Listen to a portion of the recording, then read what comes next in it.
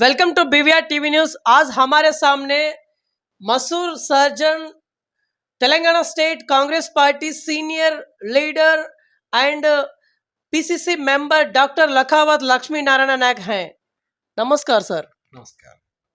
BVR TV news Venkat ji को मैं आपको नमस्कार करता हूं और आपके टीवी के तरफ से ये देशवासियों को और तेलंगाना वासियों को सब लोगों को नमस्कार करता हूं।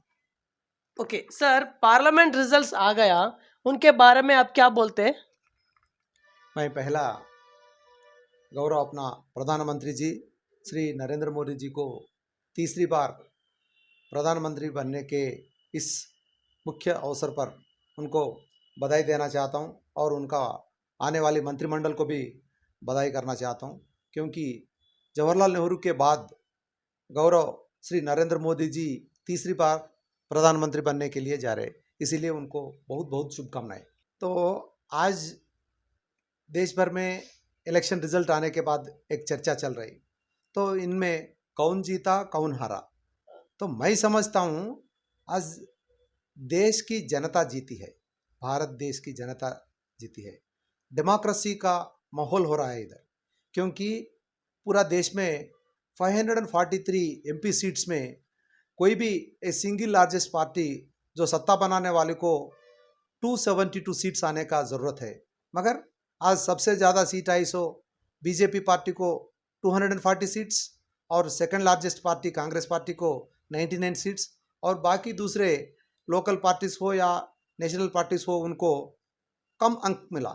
मान तो इंडिविजुअल पार्टी के नाते किसी एक पार्टी को 272 सीट्स नहीं मिली। इसका मतलब यह है कि कोई पार्टी आज देश में पावरफुल नहीं है, मगर जनता पावरफुल है, क्योंकि वो डेमोक्रेसी को खड़ा करने के लिए और उनका राय को बताने के लिए ये इलेक्शन को एक माध्यम चुन लिया है और उसका सही सही रिपोर्ट आज देश में आया है। इसीलिए मैं देश की जनता को स्पेशली मैं कंग्रेचुलेट करता हूँ, उसको बधाई देता हूँ। ओके सर, लोकसभा रिजल्ट्स के बारे में आप एक सर्वे रिपोर्ट दिए थे, वो सच निकला क्या? लगभग आज से 25 दिन पहले देश में जब इलेक्शंस चल रहे, तो फोर्थ फेज इलेक्शंस होने के बाद और 3 फेज इलेक्शंस का बाकी था, 5th 6th 7th, वो टाइम पे मैं एक सर्वे रिपोर्ट दिया था।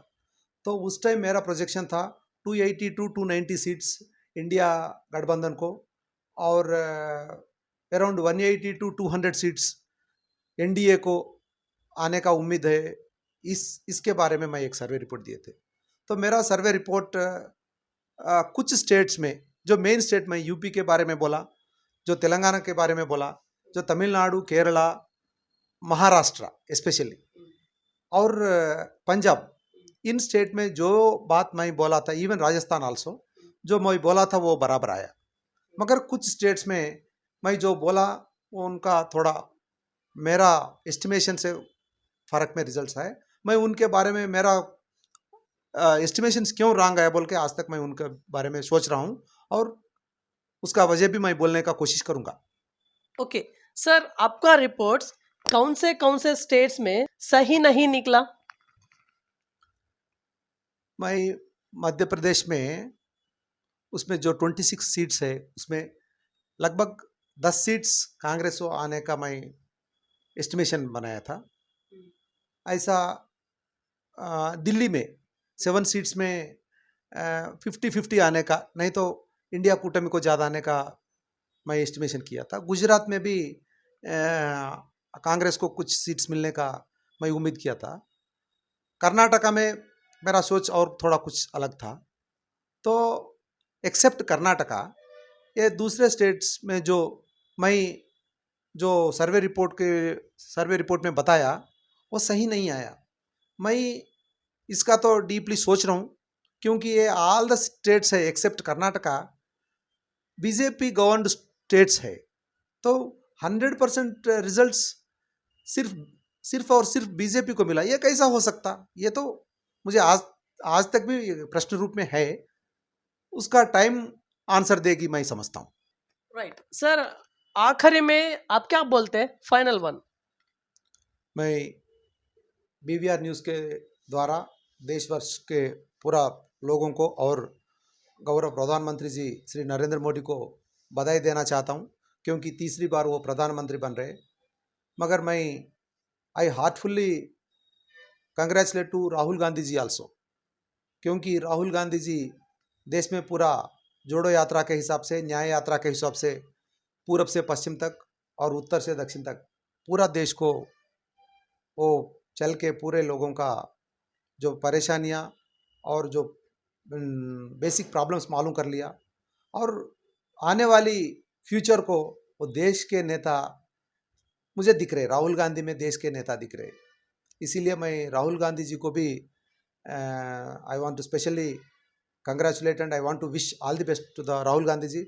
और मुख्य अवसर से इस बार मैं मोदी जी को और उनके आने वाली मंत्रिमंडल को मैं ये सूचना करता हूँ, क्योंकि जो उम्मीद से आपको देशवासी जो वोट डाले थे, वो उम्मीद को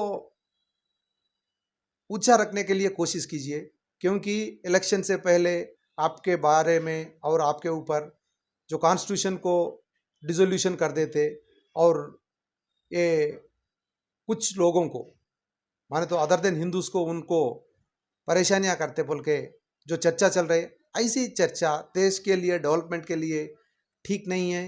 क्योंकि एक देश आगे जाना बोले तो सब लोगों का हाथ बांटना ज़रूरत रहता है और सब लोगों का विश्वास को भी जीतने का एक लीडर करने का ज़रूरत रहता है। इसीलिए मोदी जी आप सबका विश्वास को बढ़ाने के लिए कोशिश कीजिए और जो देश का ज़रूरत है उनके बारे में सोचिए। जो पार्टी का ज़रूरत है वो नेक्स्ट, देश का ज़रूरत है वो फर्स्ट। और जो ग्रामीण लोग हैं 65 to 70% अपने देश में जो ग्रामीण लोग हैं उनके भलाई के लिए, उनके ऊंचाई के लिए, उनके डेवलपमेंट के लिए काम कीजिए। भगवान आपका साथ देगा और देश भी आपका साथ देगा। जय हिंद, जय Congress. Okay sir, I think one more question. अब तेलंगाना के पार्लियामेंट रिजल्ट्स के बारे में आप क्या बोलते हैं? पहला मैं तेलंगाना के जनता को ये पार्लियामेंट के रिजल्ट को जो डेमोक्रेटिक रिजल्ट दिए उनको बधाई करना चाहता हूँ। तो यहाँ के कांग्रेस के गवर्नमेंट मौजूद है, उनके नाते से 17 सीटों में एक एमआईएम को जाने के बाद 16 सीट में 12-13 सीट्स कांग्रेस पार्टी को आने का उम्मीद था। मगर बीआरएस पार्टी जो लोकल की पार्टी है वो पूरा अपने आप को सुसाइड जैसे बन के बीजेपी पार्टी को सपोर्ट करने के नाते में कांग्रेस पार्टी को 8 एमपी सीट्स और बीजेपी पार्टी को 8 एमपी सीट्स दिए थे। तो मैं पिछले 25 ईयर से मैं तेलंगाना के पार्लियामेंट रिजल्ट्स के बारे में एक ऑब्जर्वेशन देख रहा हूँ।